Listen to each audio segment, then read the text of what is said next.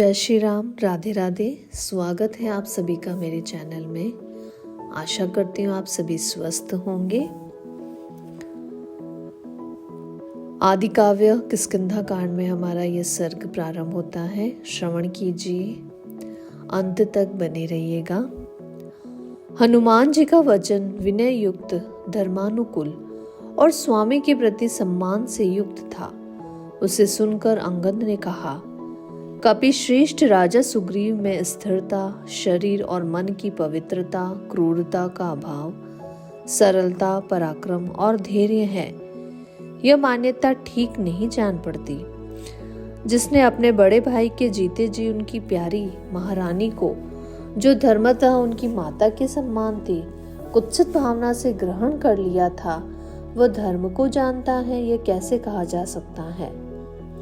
जिस दुरात्मा ने युद्ध के लिए जाते हुए भाई के द्वारा बिल की रक्षा के कार्य में नियुक्त होने पर भी पत्थर से उसका मुंह बंद कर दिया, वो कैसे धर्मज्ञ माना जा सकता है। जिन्होंने सत्य को साक्षी देकर उसका हाथ पकड़ा और पहले ही उसका कार्य सिद्ध कर दिया, उन महायशस्वी भगवान श्री राम को ही जब अब उसने भुला दिया, तब दूसरे किसके उपकार को वो याद रख सकता है। जिसने अधर्म के भय से डर कर नहीं, लक्ष्मण के ही भय से भीत हो हम लोगों को सीता की खोज के लिए भेजा है, उसमें धर्म की संभावना कैसे हो सकती है। उस पापी कृद्धन स्मरण शक्ति से हीन और चंचल चित सुग्रीव पर कोई श्रेष्ठ पुरुष, विशेषतः जो उत्तम कुल में उत्पन्न हुआ हो, कभी भी किस तरह विश्वास कर सकता है। अपना पुत्र गुणवान हो या गुणहीन, उसी को राज्य पर बैठाना चाहिए। ऐसी धारणा रखने वाला सुग्रीव मुझ शत्रु कुल में उत्पन्न हुए बालक को कैसे जीवित रहने देगा। सुग्रीव से अलग रहने का जो मेरा गूढ़ विचार था, वह आज प्रकट हो गया। साथ ही उसकी आज्ञा का पालन न करने के कारण मैं अपराधी भी हूँ। इतना ही नहीं, मेरी शक्ति क्षीण हो गई है। मैं अनाथ के समान दुर्बल हूँ। ऐसी दशा में किष्किंधा में जाकर कैसे जीवित रह सकूंगा। सुग्रीव शठ, क्रूर और निर्दयी है। वह राज्य के लिए मुझे गुप्त रूप से दंड देगा अथवा सदा के लिए मुझे बंधन में डाल देगा। इस प्रकार बंधन जनित कष्ट भोगने की अपेक्षा उपवास करके प्राण दे देना ही मेरे लिए श्रेयस्कर है। अतः सब वानर मुझे यही रहने की आज्ञा दे और अपने अपने घर को चले जाए। मैं आप लोगों से प्रतिज्ञा पूर्वक कहता हूँ कि मैं किष्किंधापुरी को नहीं जाऊंगा। यही मरणात उपवास करूंगा। मेरा मर जाना ही अच्छा है। आप लोग राजा सुग्रीव को प्रणाम करके उनसे मेरा कुशल समाचार कहिएगा। अपने बल के कारण शोभा पाने वाले दोनों रघुवंशी बंधुओं से भी मेरा सादर प्रणाम निवेदन करते हुए कुशल समाचार कह दीजिएगा। मेरे छोटे पिता वानरराज सुग्रीव और माता रुमा से भी मेरा आरोग्य पूर्वक कुशल समाचार बताइएगा। मेरी माता तारा को भी धैर्य बंधाइएगा। वह बेचारी स्वभाव से ही दयालु और पुत्र पर प्रेम रखने वाली है। यहाँ मेरे नष्ट होने का समाचार सुनकर वह निश्चय ही अपने प्राण त्याग देगी। इतना कहकर अंगद ने उन सभी बड़े बूढ़े वानरों को प्रणाम किया और धरती पर कुश बिछाकर उदास मुंह से रोते रोते वे मरणांत उपवास के लिए बैठ गए। उनके इस प्रकार बैठने पर सभी श्रेष्ठ वानर रोने लगे और दुखी हो नेत्रों से आंसू बहाने लगे। सुग्रीव की निंदा और बाली की प्रशंसा करते हुए उन सब ने अंगद को सब ओर से घेर कर आमरण उपवास करने का निश्चय किया। बाली कुमार के वचनों पर विचार करके उन वानर शिरोमणियों ने मरना ही उचित समझा और मृत्यु की इच्छा से आचमन करके समुद्र के तट पर दक्षिणाग्रह कुश बिछाकर वे सब के सब पूर्वाभिमुख होकर बैठ गए। श्री राम के वनवास, राजा दशरथ की मृत्यु, जन स्थानवासी राक्षसों के संहार, विदेह कुमारी सीता के अपहरण, जटायु के मरण, बाली के वध और श्री राम के क्रोध की चर्चा करते हुए उन वानरों पर एक दूसरे का भय आ पहुंचा। महान पर्वत शिखरों के समान शरीर वाले वहीं बैठे हुए बहुसंख्यक वानर भय के मारे जोर जोर से शब्द करने लगे, जिससे उस पर्वत की कंदराओं का भीतरी भाग प्रतिध्वनित हो उठा और गरजते हुए मेघों से युक्त आकाश के समान प्रतीत होने लगा। पर्वत के जिस स्थान पर वे सब वानर आमरण उपवास के लिए बैठे थे, उस प्रदेश में चिरंजीवी पक्षी श्रीमान गृध्रराज संपाति आए। वे जटायु के भाई थे और अपने बल तथा पुरुषार्थ के लिए सर्वत्र प्रसिद्ध थे। महागिरी विंध्य की कंदराओं से निकलकर संपाति ने जब वहां बैठे हुए वानरों को देखा, तब उनका हृदय हर्ष से खिल उठा और वे इस प्रकार बोले, जैसे लोक में पूर्व जन्म के कर्मानुसार मनुष्य को उसके किए का फल स्वतः प्राप्त होता है, उसी प्रकार आज दीर्घ काल के पश्चात यह भोजन स्व मेरे लिए प्राप्त हो गया है। अवश्य ही ये मेरे किसी कर्म का फल है। इन वानरों में से जो जो मरता जाएगा उसको मैं क्रमशः भक्षण करता जाऊंगा। यह बात उस पक्षी ने उन सब वानरों को देखकर कहा।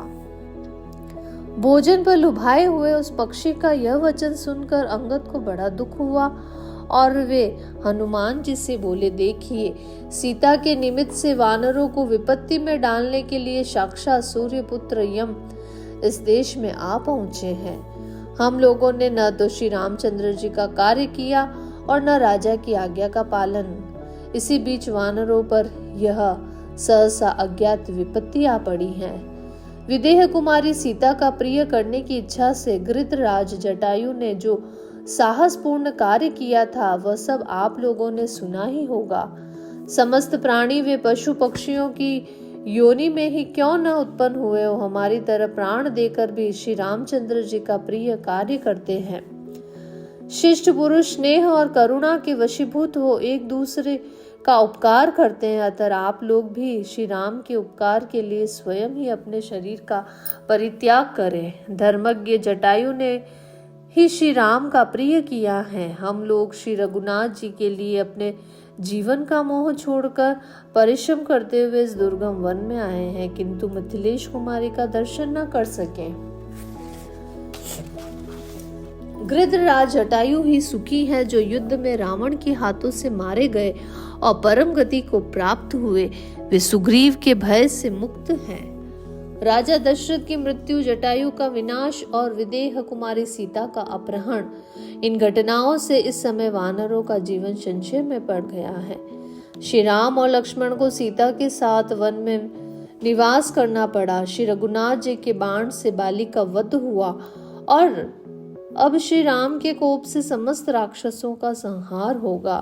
ये सारी बुराइयां कैकेयी को दिए गए वरदान से ही पैदा हुई हैं। वानरों के द्वारा बार बार कहे गए इन दुखमय वचनों को सुनकर और उन सबको पृथ्वी पर घिरा हुआ देखकर परम बुद्धिमान संपाति का हृदय अत्यंत शुद्ध हो उठा और वे दीन वाणी में बोलने को उद्यत हुए। यह अंगद के मुख से निकले हुए इस वचन को सुनकर तीखी चोंच वाले उस गिद्ध ने उच्च स्वर से इस प्रकार पूछा, यह कौन है जो मेरे प्राणों से भी बढ़कर मेरे प्रिय भाई जटायु के वध की बात कर रहा है? इसे सुनकर मेरा हृदय कंपित सा होने लगा है। जन स्थान में राक्षस का गृध्र के साथ किस प्रकार युद्ध हुआ था, अपने भाई का प्यारा नाम आज बहुत दिनों के बाद मेरे कान में पड़ा है। जटायु मुझसे छोटा, गुणज्ञ और पराक्रम के कारण अत्यंत प्रशंसा के योग्य था।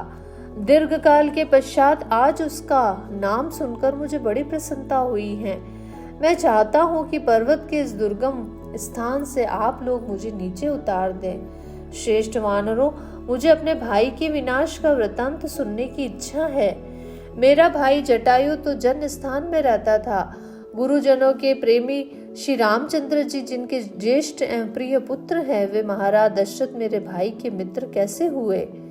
शत्रुदमन वीरों, मेरे पंख सूर्य की किरणों से जल गए हैं, इसीलिए मैं उड़ नहीं सकता हूँ, किंतु इस पर्वत से नीचे उतरना चाहता हूँ। शोक के कारण संपाति का स्वर विकृत हो गया था।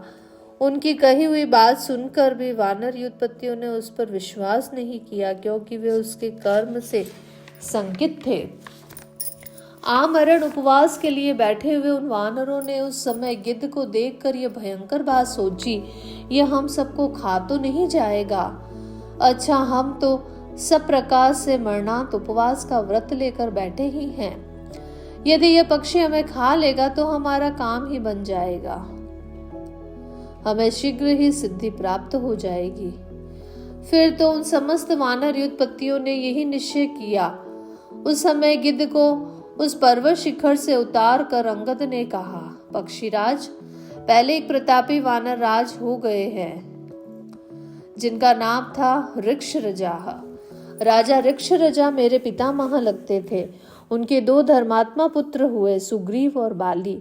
दोनों ही बड़े बलवान हुए। उनमें से राजा बाली मेरे पिता थे। संसार में अपने पराक्रम के कारण उनकी बड़ी ख्याति थी। आज से कुछ वर्ष पहले इक्ष्वाकु वंश के महारथी वीर दशरथ कुमार श्रीमान रामचंद्र जी, जो संपूर्ण जगत के राजा हैं, पिता की आज्ञा के पालन में तत्पर हो धर्म मार्ग का आश्रय ले दंडकारण्य में आए थे। उनके साथ उनके छोटे भाई लक्ष्मण तथा उनकी धर्मपत्नी विदेह कुमारी सीता भी थी। जन स्थान में आने पर उनकी पत्नी सीता को रावण ने बलपूर्वक हर लिया। उस समय गृधराज जटायु ने, जो उनके पिता के मित्र थे, उन्होंने देखा रावण आकाश मार्ग से विदेह कुमारी को लिए जा रहा है। देखते ही वे रावण पर टूट पड़े और उसके रथ को नष्ट भ्रष्ट कर उन्होंने मिथिलेश कुमारी को सुरक्षित रूप से भूमि पर खड़ा कर दिया। किंतु वे वृद्ध तो थे ही, युद्ध करते करते थक गए और अंतः गत्वा रण क्षेत्र में रावण के हाथों से मारे गए। इस प्रकार महाबली रावण के द्वारा जटायु का वध हुआ। स्वयं श्री रामचंद्र जी ने उनका दाह संस्कार किया और वे उत्तम गति को प्राप्त हुए। तदंतर श्री रघुनाथ जी ने मेरे चाचा महात्मा सुग्रीव से मित्रता की और उनके कहने से उन्होंने मेरे पिता का वध कर दिया। मेरे पिता ने मंत्रियों सहित सुग्रीव को राज्य सुख से वंचित कर दिया था। इसलिए श्री रामचंद्र जी ने मेरे पिता बाली को मारकर सुग्रीव का अभिषेक कराया। उन्होंने ही सुग्रीव को बाली के राज्य पर स्थापित किया। और सुग्रीव वानरों के स्वामी हैं, मुख्य वानरों के भी राजा हैं। उन्होंने हमें सीता की खोज के लिए भेजा है। इस तरह श्री राम से प्रेरित होकर हम लोग इधर उधर विदेह कुमारी सीता को खोजते फिरते हैं, किंतु अब तक उनका पता नहीं लगा है। जैसे रात में सूर्य की प्रभा का दर्शन नहीं होता, उसी प्रकार हमें इस वन में जानकी का दर्शन नहीं हुआ है। हम लोग अपने मन को एकाग्र करके दंडकारण्य में भली भांति खोज करते हुए अज्ञानवश पृथ्वी के एक खुले हुए विवर में घुस गए। यह विवर मयासुर की माया से निर्मित हुआ है। उसमें खोजते खोजते हमारा 1 माह बीत गया, जिसे राजा सुग्रीव ने हमारे लौटने के लिए अवधि निश्चित की थी। हम सब लोग कपिराज सुग्रीव के आज्ञाकारी हैं, किंतु उनके द्वारा नियत की हुई अवधि को लांघ गए हैं। अतः उन्हीं के भय से हम यहाँ आमरण उपवास कर रहे हैं। कुकुत सकुल भूषण श्री राम, लक्ष्मण और सुग्रीव तीनों हम पर कुपित होंगे। उस दशा में हम लौट जाने के बाद भी हम सबके प्राण नहीं बच सकते हैं। जीवन की आशा त्याग कर बैठे हुए वानरों के मुख से यह करुणाजनक बात सुनकर संपाति के नेत्रों में आंसू आ गए और उन्होंने उच्च स्वर से उत्तर दिया, वानरों, तुम जिसे महाबली रावण के द्वारा युद्ध में मारा गया बता रहे हो, वो जटायु मेरा छोटा भाई था। मैं बूढ़ा हुआ, मेरे पंख जल गए, इसीलिए अब मुझ में अपने भाई के वैर का बदला लेने की शक्ति नहीं रह गई है। यही कारण है कि यह अप्रिय बात सुनकर मैं भी चुपचाप सह लेता हूँ। पहले की बात है, जब इंद्र के द्वारा वत्रासुर का वध हो गया, तब इंद्र को प्रबल जानकर हम दोनों भाई उन्हें जीतने की इच्छा से पहले आकाश मार्ग के द्वारा बड़े वेग से स्वर्ग लोक में गए। इंद्र को जीत कर लौटते समय हम दोनों ही स्वर्ग को प्रकाशित करने वाली अंशुमाली सूर्य के पास गए। हम में से जटायु सूर्य के मध्याह्न काल में उनके तेज से स्थिर होने लगा। भाई को सूर्य की किरणों से पीड़ित और अत्यंत व्याकुल देख मैंने स्नेहवश अपने दोनों पंखों से उसे ढक लिया। वानर शिरोमणियों, इस समय मेरे दोनों पंख जल गए और मैं इस विंध्य पर्वत पर गिर पड़ा। यहाँ रहकर मैं कभी भी अपने भाई का समाचार न पा सका। आज पहले पहल तुम लोगों के मुख से उनके मारे जाने की बात मालूम हुई है। जटायु के भाई संपाति के उस समय ऐसा कहने पर परम बुद्धिमान युवराज अंगद ने उनसे इस प्रकार कहा, गृध्रराज, यदि आप जटायु के भाई हैं, यदि आपने मेरी कही हुई बातें सुनी हैं और यदि आप उस राक्षस का निवास स्थान जानते हैं तो हमें बताइए। वह अदूरदर्शी नीच राक्षस रावण कहाँ, यहाँ से निकट हो या दूर, यदि आप जानते हैं तो हमें उसका पता बता दें।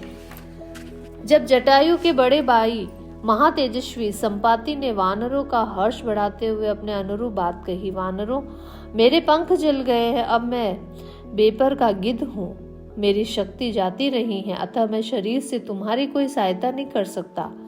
तथापि वचन मात्र से भगवान श्री राम की उत्तम सहायता अवश्य करूंगा। मैं वरुण के लोक को जानता हूँ। वामन अवतार के समय भगवान विष्णु ने जहाँ जहाँ अपने 3 पग रखे थे उन स्थानों का भी मुझे ज्ञान है। अमृत मंथन तथा देवासुर संग्राम भी मेरी देखी और जानी हुई घटनाएं हैं। यद्यपि वृद्धावस्था ने मेरा तेज हर लिया है और मेरी प्राण शक्ति स्थिर हो गई है, तथा भी श्री रामचंद्र जी का यह कार्य मुझे सबसे पहले करना है। एक दिन मैंने भी देखा था, दुरात्मा रावण सब प्रकार के गहनों से सजी हुई एक रूपवती युवती को हर कर लिए जा रहा था। वह मानिनी देवी हा राम हा लक्ष्मण की रट लगाते हुए अपने गहने फेंकती और अपने शरीर के अवयवों को कंपती हुई छटपटा रही थी। उसका सुंदर रेशमी पीताम्बर उद्यानचल के शिखर पर फैली हुई सूर्य की प्रभा के समान सुशोभित होता था। वह उस काले राक्षस के समीप बादलों में चमकती हुई बिजली के समान प्रकाशित हो रही थी। श्री राम का नाम लेने से मैं समझता हूँ वह सीता ही थी। अब मैं उस राक्षस के घर का पता बताता हूँ, सुनो। रावण नामक राक्षस महर्षि विश्वाह का पुत्र और साक्षात कुबेर का भाई है। वह लंका नाम वाली नगरी में निवास करता है। यहाँ से पूरे 400 कोश के अंत पर समुद्र में एक द्वीप है, जहाँ विश्वकर्मा ने अत्यंत रमणीय लंकापुरी का निर्माण किया है। उसके विचित्र दरवाजे और बड़े बड़े महल सुवर्ण के बने हुए हैं। उनके भीतर सोने के चबूतरे या वेदियां हैं। उस नगरी की 4 दीवारियां बहुत ही बड़ी हैं और सूर्य की भांति चमकती रहती हैं। उसी के भीतर पीले रंग की रेशमी साड़ी पहने विदेह कुमारी सीता बड़े दुख से निवास करती हैं। रावण के अंतपुर में नजरबंद है। बहुत सी राक्षसियां उनके पहरे पर तैनात हैं। वहां पहुंचने पर तुम लोग राजा जनक की कन्या मैथिली सीता को देख सकोगे। लंका चारों ओर से समुद्र के द्वारा सुरक्षित है। पूरे 100 योजन समुद्र को पार करके उसके दक्षिण तट पर पहुंचने पर तुम लोग रावण को देख सकोगे। अतः वानरों, समुद्र को पार करने में ही तुरंत शीघ्रता पूर्वक अपने पराक्रम का परिचय दो। निश्चय ही मैं ज्ञान दृष्टि से देखता हूँ तुम लोग सीता का दर्शन करके लौट आओगे। आकाश का पहला मार्ग गौरैयों तथा अन्न खाने वाले कबूतर आदि पक्षियों का है। उससे ऊपर का दूसरा मार्ग कौओं तथा वृक्षों के फल खाकर रहने वाले दूसरे पक्षियों का है। उससे भी ऊंचा जो आकाश का तीसरा मार्ग है, उसमें चील, कौंच और क्रूर आदि पक्षी जाते हैं। बाज चौथे और गिद्ध 5वें मार्ग से उड़ते हैं। रूप, बल और पराक्रम से संपन्न तथा यौवन से सुशोभित होने वाले हंसों का 6ठा मार्ग है। उनसे भी ऊंचे उड़ान गरुड़ की है। वानर शिरोमणियों, हम सबका जन्म गरुड़ से ही हुआ है, परंतु पूर्व जन्म में हमसे कोई निंदित कर्म बन गया था, जिससे इस समय हमें मांसाहारी होना पड़ा है। तुम लोगों की सहायता करके मुझे रावण से अपने भाई के वैर का बदला लेना है। मैं ही से रावण और जानकी को देखता हूँ। हम लोगों में भी गरुड़ की भांति दूर तक देखने की दिव्य शक्ति है।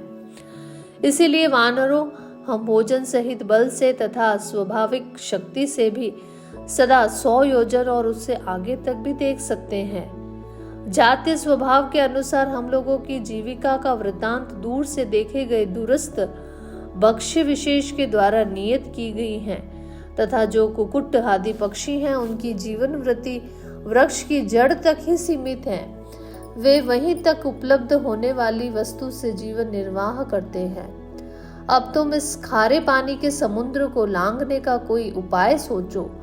विदेह कुमारी सीता के पास जा सफल मनोरथ होकर किष्किंधापुरी को लौटोगे। अब मैं तुम्हारी सहायता से समुद्र के किनारे चलना चाहता हूँ। वहां अपने स्वर्गवासी भाई महात्मा जटायु को जलांजलि प्रदान करूंगा। यह सुनकर महापराक्रमी वानरों ने जले पंख वाले पक्षीराज संपाति को उठाकर समुद्र के किनारे पहुंचा दिया और जलांजलि देने के पश्चात वे पुनः उनको वहां से उठाकर उनके रहने के स्थान पर ले आए। उनके मुख से सीता का समाचार जानकर उन सभी वानरों को बड़ी ही प्रसन्नता हुई। इस प्रकार से वाल्मीकि निर्मित आश्रामायण आदि काव्य के किष्किंधा कांड में हमारा यह सर्ग पूरा होता है। आगे के अध्याय में हम संपाति का अपने पुत्र सुपार्श्व के मुख से सुनी हुई सीता और रावण को देखने की घटना का वृतांत बताने का वर्णन किया गया है।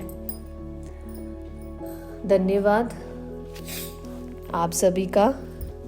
आप सभी मेरे चैनल पर यदि नए हैं तो मेरे चैनल को आप सब्सक्राइब कीजिएगा, लाइक, शेयर और कमेंट करना ना भूलें। आपका दिन मंगलमय हो, सभी स्वस्थ रहें, ध्यान रखें अपना और अपनों का।